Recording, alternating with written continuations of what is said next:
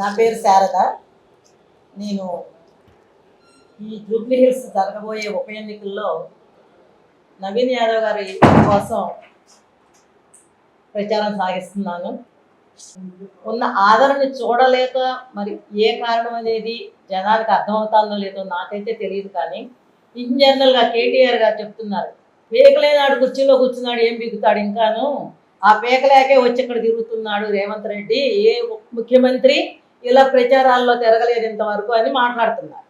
ఏ ఉప ముఖ్యమంత్రి ఏ ముఖ్యమంత్రి వాళ్ళ పిల్లల్ని వాళ్ళు కాపాడుకోవటానికి బయటకు రాకుండానే పిల్లలు పెరిగిపోతారా? అందుకని ఆయన ఎంతో మంచిగా సెలెక్ట్ చేశారనేది వాళ్ళు నవీన్ యాదవ్ నిలబెట్టి ఆయన మంచి పేరు తెచ్చుకున్నారు. అందుకోసం ఆయన పాటు పడుతున్నారు. పడాలి, ఎవరైనా పడాలి. మన బిడ్డలు పైకి రావాలంటే మనం పాటు పడుతున్నాం కదా. అలాగే రేవంత్ రెడ్డి గారు బయటకు వచ్చి పాటు పడుతున్నారు నవీన్ యాదవ్ గెలవాలని. అది తప్పుగా భావించి భయపడి తిరుగుతున్నాడు అనేది అది ఎలా అసలు వినటానికే ఆ మాట బాగాలేదన్నమాట. కేటీఆర్ గారు నోటప్పుడు మాట్లాడకూడదు. ఇంకోటి, కుర్చీలో కూర్చొని పేకలేనాళ్ళు ఏ 6 పథకాలు అమలుపరచనాళ్ళు అని చెప్తున్నారు కదా. కుర్చీలో కూర్చొని పేకలేనాళ్ళు 10 సంవత్సరాలు కూర్చొని ఏం పీకారు? అప్పులు మిగిల్చారు. అంతకంటే ఆడు పీకింది ఏమీ లేదు కదా. ఆ అప్పుల్లో ఉన్నదాన్నే ఇవాళ ఆయన ఏం చేస్తున్నారు, ఒక దాంతో ఒకటి, ఒక దాని తర్వాత ఒకటి జరుపుకుంటానే వస్తున్నారు. ఎక్కడ ఆగలేదు, ఏ పరిపాలన ఆగలేదు. మీకు మళ్ళీ దోసుకోవడానికి అసలు డబ్బులు ఉంటే కదా దోసుకోవడానికి. ఏమన్నా అక్కడ ఎవరైనా కానీ డబ్బులే లేవు అక్కడ. అప్పులు ఉన్నప్పుడు అప్పులు ఏం పీక్కుంటారు? ఇంక అప్పులు కట్టాలి కాబట్టి పీక్కునే పరిస్థితి అక్కడ లేదు. తర్వాత రెండోది, నవీన్ యాదవ్ గారు తండ్రి రౌడీ షీటర్ అనేసి ముద్రలేసి పాంప్లెట్స్ పంచి టీషర్ట్లు పంచి మొత్తం జూబ్లీ హిల్స్ అంతా తిప్పుతున్నారు. రౌడీ షీటర్ అంటే ఏంటంటే అర్థం నాకు తెలియగలుగుతాను. ఆయన దగ్గరే ఇంతమంది ఆనాటి నుంచి ఈనాటి వరకు సీఎంల వరకు అందరూ కూడా చక్కగా ఆయన గౌరవించడానిలే కానీ ఎవరు ఇలా మాట్లాడలేదు ఆయన్ని. ఈరోజు ఆయన రౌడీ షీటర్ అని కేటీఆర్ గారు అంటే అయిపోయిందా? టీషర్ట్లు మన చేతిలో పనే కదా అనేసి రెడీ చేసి రోడ్ల మీద వదిలేస్తే అయిపోతుందా? అవ్వదు. ఎందుకంటే ఆయన అన్ని మంచి పనులే చేశారు తప్ప శ్రీశైలం యాదవ్ గారు ఏ తప్పు పని చేయలేదు. ఏ పేద వ్యక్తి ఇంటి ముందుకు వచ్చి నిలబడి నాకు ఈ అవసరము అని ఉంది అంటే ఆయన నిలబడి ముందుకు వచ్చి వాళ్ళ కష్టాన్ని తీర్చిన పేదల పాలిటి పెన్నిదిగానే భావిస్తున్నారు అందరూ. ఏదో ఇలా కేటీఆర్ గారు ఒక్కొక్క ప్రచారం చేస్తే ఒక ఓటు పడుతుందని ఆయన అనుకుంటున్నారే తప్పితే అది నిజాలకు అందరికీ జూబ్లీ హిల్స్ ప్రజలు తెలియని వాళ్ళు ఎవ్వరు లేరు. నవీన్ ఈ రోజు మాగంటి సునీత లాగా ఈ రోజు ఎలక్షన్లో నిలబడలా. ఎప్పటి నుంచో గత కొన్ని సంవత్సరాలుగా తను ప్రజాసేవలో ఉండి నిలబడ్డారు. ఇది 3వసారి నిలబడటం. ఏమి నవీన్ యాదవ్ తెలియని రోజుల్లోనే 40,000 ఓట్స్ తెచ్చుకున్నారు ఆయన. ఈరోజు 20 సంవత్సరాల నుంచి ఆయన ప్రజాసేవలో ఉండి ఇంతమంది అండదండలతో ఆయన ఈరోజు ఒక ఎమ్మెల్యేగా సీట్ సంపాదించి ఆ సీటుని నిలబెట్టుకోవటానికి ఆయన పడే కష్టం పడుతున్నారు. అందుకని మా కమ్మ సంఘాలు కావచ్చు, ఎవరైనా కావచ్చు, ప్రతి ఒక్కరు ఆయన కోసం పాటు పడుతున్నాం. ఎందుకు పాటు పడుతున్నాం? ఆయనలో సేవా దృక్పథం ఉందని పాటు పడుతున్నాం. అదే సునీత గారిలో ఉంటే అక్కడ కూడా వెళ్ళేవాళ్ళు మేము. అక్కడ లేదు. కన్నా అంత అత్తగారినే తన భర్త పోతే దగ్గరికి రానివ్వలేదు ఆవిడ. మనందరినీ రాణిస్తుందా? రేపు ఎవరైనా రాణిస్తుందా? ఈ మాట చెప్పండి, ఎవరైనా చెప్పండి. అత్తగారు బ్రతిమలాడింది గేట్లో ఉండి నా కొడుకుని చూసుకోవాలి కన్నా తల్లిగా, కానీ రావటానికి లేదు, తల్లే లేదని చెప్పి నోటీస్ బోర్డు పెట్టింది. రేపు మనమైతే కూడా మేము తలుపేసుకుందాం, మాకు ఇది టైం కాదు, మీకు ఇప్పుడు ఏ సేవ నేను చేయలేదని తలుపు కొడితే కూడా తీరు. అటువంటి వాళ్ళకి మనం ఓటేసి బాధపడాలనుకుంటే వేసుకోవటమే. కానీ మా అందరి ఉద్దేశం అది కాదు. కాబట్టి మనం మెచ్చిన నాయకుడు, జననాయకుడు, సేవ చేసే నాయకుడు నవీన్ యాదవ్. కాబట్టి నవీన్ యాదవ్ తరఫున అందరూ జూబ్లీ హిల్స్ కాన్స్టిట్యున్సీ ప్రజలు అందరూ కూడా ఉండి ఆయన తరఫున చక్కగా ఇది చేయాలని చెప్పేసి నేను కోరుకుంటున్నా.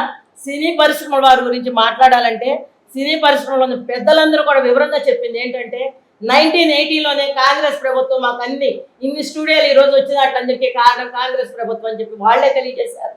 అలాగే ఈరోజు ఏ సమస్యలు, ప్రతి మనిషికి పుట్టినాడున్న సమస్య పోయేనాడు ఉండదు. అలాగే ఇప్పుడు వచ్చిన సమస్యలు రేవంత్ అన్న గారు పరిష్కారం చేస్తారు. ఎవరైనా చేయాల్సిందే అది.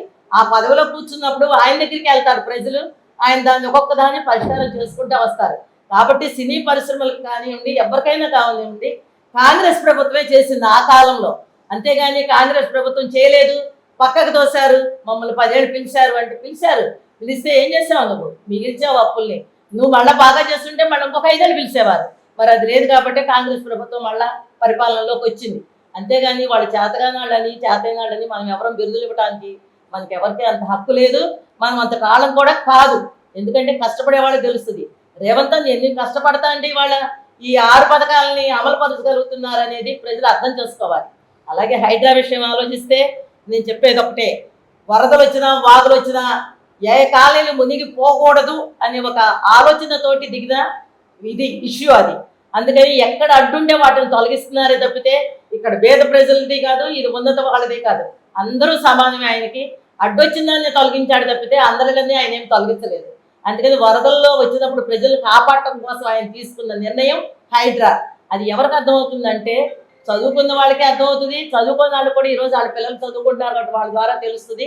కాబట్టి ఇదంతా ఏంటంటే ఒక రకమైన వాళ్ళ మీద బురద జల్లే కార్యక్రమాలే తప్ప రేవంత్ అన్న మీద కానివ్వండి, నవీన్ యాదవ్ మీద కానివ్వండి, శ్రీనివాస్ యాదవ్ మీద కానివ్వండి, ఈ చేసే ప్రచారాలన్నీ నాకు తెలిసి ఓర్చుకోలేని తనంతో చేసే ప్రయత్నమే తప్ప అది ఏది నిజం కాదని తెలియచేస్తూ ఈ జూబ్లీ హిల్స్ ప్రజలు ఇదంతా అర్థం చేసుకుని నవీన్ యాదవ్ని గెలిపించాలని నేను కోరుకుంటున్నాను. ఈ కాన్స్టిట్యున్సీ ఒక ఓటర్గా నాది మధురానగర్లో నాకు ఓటు ఉంది. నమస్తే అన్న. ఎలా ఉంది ప్రచారం? కాంగ్రెస్ ప్రచారం ఎలా జరుగుతుంది జూబ్లీ హిల్స్? బ్రహ్మాండంగా జరుగుతుందన్న. మేము చాలా డివిజన్స్ తిరుగుతున్నాం గత 10 రోజుల నుంచి. రెహమత్ నగర్ డివిజన్ అయితేనేమి, యూసుఫ్గూడ, షేక్పేట, అదేవిధంగా మన వెంగళరావు నగర్, ఎర్రగడ్డ అన్ని డివిజన్లు తిరుగుతున్నాము. ప్రజలు బ్రహ్మరథం పడుతున్నారు. ఎక్కడికి వెళ్ళా నవీన్ మావాడు, మా ఇంటి పిల్లాడు, మేము తప్పకుండా నవీన్ గెలిపించుకుంటాం అని చెప్పేసి చెప్తున్నారు.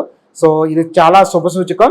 సో నవీన్ అన్న తప్పకుండా గెలుస్తారు. రేపు రాబోయే బై ఎలక్షన్స్ లో నవీన్ అన్న భారీ మెజార్టీతో గెలవబోతున్నారు. టీఆర్ఎస్ నాయకులు మాట్లాడుతూ ఆంధ్రప్రదేశ్ వాళ్ళని ఇక్కడ నుంచి వెళ్ళగొట్టాలి, కమ్మ సంఘాలను కొంచెం విధంగా తిడుతున్నట్టుగా తెలుస్తుంది. సో ఒక కాంగ్రెస్ నాయకులుగా మీరేం చెప్తారు దాన్ని? సో దాన్ని మేము తీవ్రంగా వ్యతిరేకిస్తున్నాము. ఇది ఇప్పుడే కాదు, గతంలో చంద్రబాబు గారు అరెస్ట్ అయినప్పుడు కూడా సో ఇదే ధోరణి పాటించారు. సో అప్పుడు ఏమైందో ప్రజలు ఎలా బుద్ధి చెప్పారు ఏంటి అనేది ఈ రిజల్ట్ మీకు ఒక 2023 డిసెంబర్లో జరిగిన ఎలక్షన్ రిజల్ట్ అనేది మనకు తెలుసు. సో అదేవిధంగా ఇంకా ఆ ధోరణిని వీళ్ళు మార్చుకోకపోతే ఇంకా వీళ్ళు ప్రజల మధ్యలో తిరగడానికి కూడా ఉండరు. ఎక్కడికైనా మేము ఈ కుల సంఘాల్లో కనుక ఎవరినన్నా ఇబ్బంది పెట్టినా, ఎవరినన్నా తిట్టినట్టు కనుక వీళ్ళుంటే ఈ కుల సంఘాలు కూడా ఎవరు పెద్దవాళ్ళు ఎవరైతే ఉన్నారో వాళ్ళు ఎవరో ఊరుకోరు, జనాల్లో కూడా పెరగనీయకుండా చూస్తాం. ఖబర్దార్. అంటే సర్వేలో చూసినట్టు బీఆర్ఎస్ గెలిచే అవకాశం ఉంది, కాంగ్రెస్ ఓడిపోయే అవకాశం చెప్తున్నారు కదమ్మా, దాన్ని మీరేం చెప్తారు? సో ఇవన్నీ ఫేక్ సర్వేలు, ఫాల్స్ సర్వేలు. సో మొన్న వచ్చిన కేకే సర్వే కానీ అంతకు ముందు సర్వేలు కానీ. సో మేము ప్రచారం ఇంటింటికి ప్రచారం చేస్తున్నాము. పబ్లిక్ పల్స్ అనేది క్లియర్ గా తెలుస్తుంది. నవీన్ యాదవ్ గెలవడం అనేది అది తథ్యం. సో ఎంత మెజార్టీ అనేది మనం చూసుకోవాలి. ఇప్పుడున్న ట్రెండ్ ప్రకారం 30,000+ మెజార్టీ ఉంది, అది పెరిగే ఛాన్స్ కూడా ఉన్నది. సో బీఆర్ఎస్ దగ్గర పార్టీ ఫండ్ ఉంది, వాళ్ళ దగ్గర డబ్బు ఉందని చెప్పేసి ఫేక్ సర్వేలనే లేకపోతే నెగిటివ్ ఎలిగేషన్స్ ఏది క్యాండిడేట్ మీద కానీ వాళ్ళ ఫాదర్ మీద కానీ సో ఎలిగేషన్స్ చేసుకుంటా పబ్బం గడుపుతున్నారు. సో దీన్ని మేము తీవ్రంగా వ్యతిరేకిస్తున్నాం.